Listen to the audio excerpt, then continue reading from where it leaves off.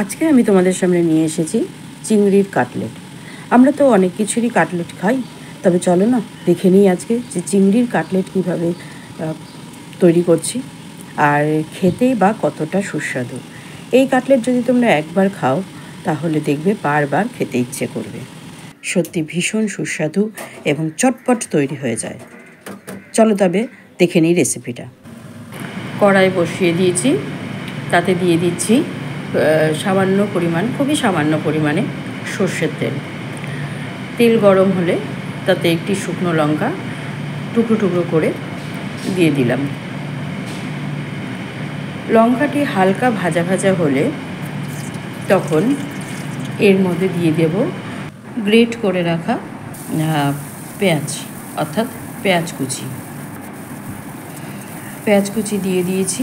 পেঁয়াজ কুচি দিয়ে একটু ভেজে নেব। হালকা ভাজা হলে এই পেঁয়াজ ভাজার সময় এর মধ্যে দিয়ে দেব খুব সামান্য পরিমাণে একটু চিনি, কারণ চিনি দিলে না পেঁয়াজটা খুব তাড়াতাড়ি নরম হয়ে যায়, সেই জন্য আর একটা সুন্দর ব্রাউনিশ কালার হয়, সেই জন্য আমরা এর মধ্যে একটু চিনি দিয়ে দিচ্ছি।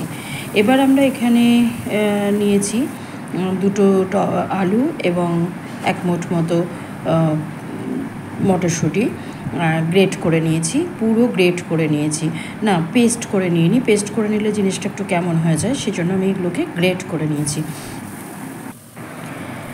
এই গ্রেট করা এটা আলু এবং মটরশুঁটি দিয়ে নাড়াচাড়া করবার সময় দিয়ে দিচ্ছি স্বাদ মতো লবণ, আর এতে দেব সামান্য পরিমাণে হলুদ, অর্থাৎ পরিমাণ মতো হলুদ। যে যেরকম, ধরো হলুদটা না দিলে কালারটা ভালো আসে না, সেই জন্য একটুখানি হলুদ দিয়ে দিচ্ছি।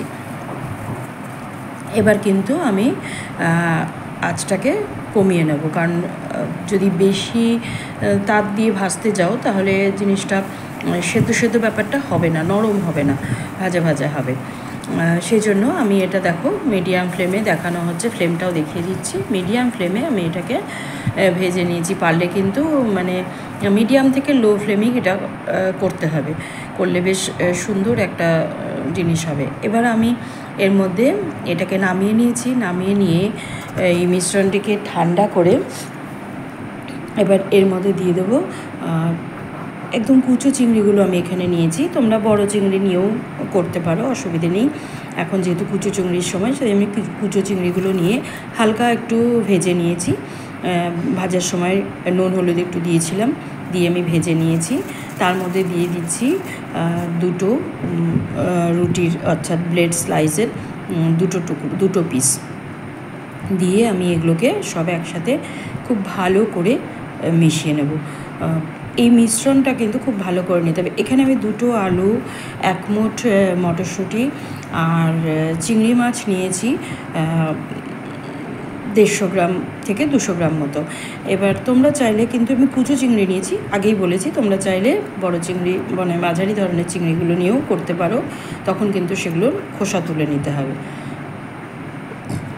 এবার এই মিশ্রণটিকে খুব ভালো করে মিশিয়ে নিয়ে, যেন একটুও দানা না থাকে পাউরুটিটার, খুব ভালো করে মিশিয়ে নিতে হবে। এরপরে হাতে দেখো একটু সর্ষের তেল নিয়ে, তারপরে মানে হাতে তেলটা দিয়ে দিচ্ছি যাতে হাতে না ধরে, এর জন্য সর্ষের তেল দিয়ে এগুলোকে এরকম একটা কাটলেটের আকারে গড়ে নিতে হবে। সুন্দরই দেখো কাটলেটের আকারে গড়ে নিচ্ছি।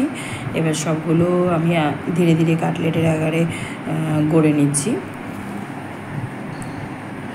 এই চিংড়ির এই কাটলেটটি কিন্তু হয়ও ঝটপটে আর খেতেও বেশ সুস্বাদু। বন্ধুরা, তোমরা একবার করে খেয়ে দেখবে যে কেমন লাগে তোমাদের। আর আমার এই যে খাবারের ভিডিওগুলোই প্রত্যেক মঙ্গলবার তোমরা দেখতে পাবে এই ফুড রেসিপি। হয়তো কোনো সময় স্ট্রিট ফুড, কোনো সময় আমার নিজের বানানো রেসিপি, কোনো সময় কেউ পাঠালে তার রেসিপিটাও দিয়ে দিই। তবে প্রত্যেক মঙ্গলবার কিন্তু এখন থেকে তোমরা দেখতে পাবে ব্লগার্স প্যারাডাইজে ফুড রেসিপি, কিছু না কিছু ফুড সংক্রান্ত দেখতে পাবে। দেখো আমাদের সুন্দর সবগুলো আমি কাটলেটের আকারে করে নিয়েছি।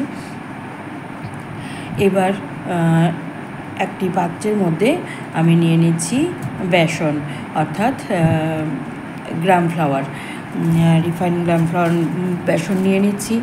এই বেসনের মধ্যে এবার আমি দিয়ে দেবো স্বাদ মতো নুন,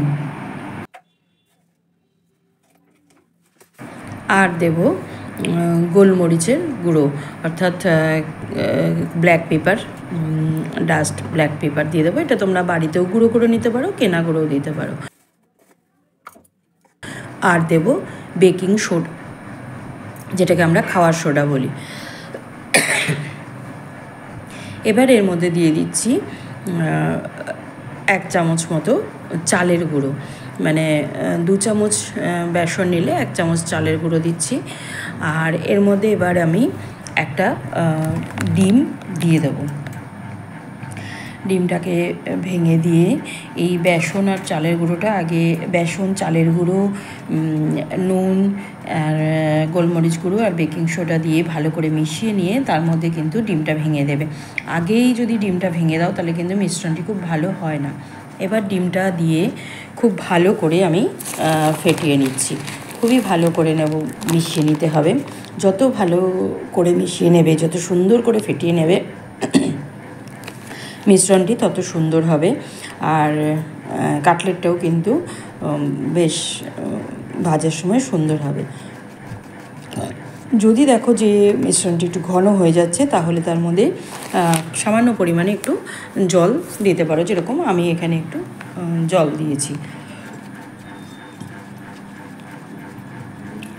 যদি ডিমের সাথে জলটা দিয়ে দাও তাহলে কিন্তু খুব ভালোভাবে মেশানো যাবে না। সেই জন্য ডিমটাকে আগে মিশিয়ে নিয়ে তারপরে প্রয়োজন হলে সামান্য পরিমাণে একটু জল মিশিয়ে নিতে পারো। ব্যাটারটা এমন হবে যে খুব পাতলাও হবে না, আবার একদম ঘন সেটাও হবে না। একটা সুন্দর একটা ব্যাটার তৈরি করে নিতে হবে। এবার আবার গ্যাস ওভেন অন করে তাতে কড়াই বসিয়ে বেশ খানিকটা সর্ষের তেল দিয়ে দিচ্ছি। আমি সর্ষের তেলেই ভেজেছি, কারণ আমার মনে হয় সর্ষের তেলের ভাজাটাই বেশি আমার পছন্দের। তোমরা চাইলে অন্য তেলও ব্যবহার করতে পারো ভাজার জন্য। তো আমি এখানে সর্ষের তেল দিয়ে দিয়েছি, তেলটা গরম হচ্ছে। ততক্ষণে আমি কাটলেটগুলো এবার কি করব, এই ব্যাটারে মধ্যে চুবিয়ে নেব। তার জন্য ব্যাটারটা, ওই যে বললাম, আমি আরও ভালো করে মিশিয়ে নিই। ব্যাটারটা যত ভালো করে মেশাবে, যত ফেটাবে, তত কিন্তু জিনিসটা সুন্দর হবে, দেখতে সুন্দর হবে, খেতেও সুন্দর হবে। তো এ দেখো ব্যাটারটা কেমন হয়েছে, এ দেখো খুব পাতলাও না, খুব ঘনও না। এবার আমি তেল এতক্ষণে গরম হয়ে গেছে। এবার আমি আস্তে আস্তে ওই কাটলেটের আকারে গড়া চিংড়ির এটাকে দেখো সুন্দর করে ব্যাটারের মধ্যে চুবিয়ে আস্তে করে তেলের মধ্যে ছেড়ে দিচ্ছি। এই যে তেলে যখন ছাড়ছি তখন কিন্তু তেলের গ্যাসের ফ্লেমটা একটু কমিয়ে দিতে হবে। মাঝারি, খুব কম করে দিলে আবার অসুবিধে হয়ে যাবে। মাঝারি রাখতে হবে আর কি, মাঝারি ফ্লেমে এগুলো ভাজতে হবে। এরকম যেরকম পরিমাণে তেল দেবে কড়াইতে, তো সেরকমভাবে তোমরা দিতে পারবে। আমি এখানে মোটামুটি দিয়েছি। আর এটা খেয়াল রাখতে হবে যে ভাজাগুলো কিন্তু ডুবো তেলে ভাজতে হবে। ডুবো তেলে না ভাজলে জিনিসটা খেতে অতটা টেস্টি হবে না। আর হ্যাঁ, স্বাস্থ্য সচেতন এখন অনেকেই, তোমরা চাইলে অনেকেই এটাকে অল্প তেলে ভাজতে পারো, তবে সেটা কিন্তু দেখতে বা খেতে অত সুন্দর হবে না।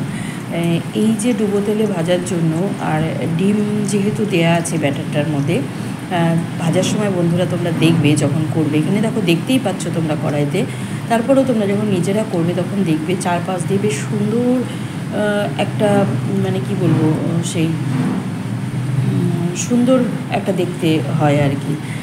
তো এইভাবে এগুলোকে ভাজতে হবে, মাঝারি আঁচে ভাজতে হবে, এবং যতক্ষণ না লালচে হচ্ছে ততক্ষণ পর্যন্ত। এবং একভাবে দিয়ে রাখলে হবে না, বারে বারে উল্টে উল্টে কিন্তু এগুলোকে লালচে করে ভাজতে হবে। এইভাবে সমস্ত কাটলেটগুলো এই ব্যাটারের মধ্যে চুবিয়ে ভেজে নিতে হবে।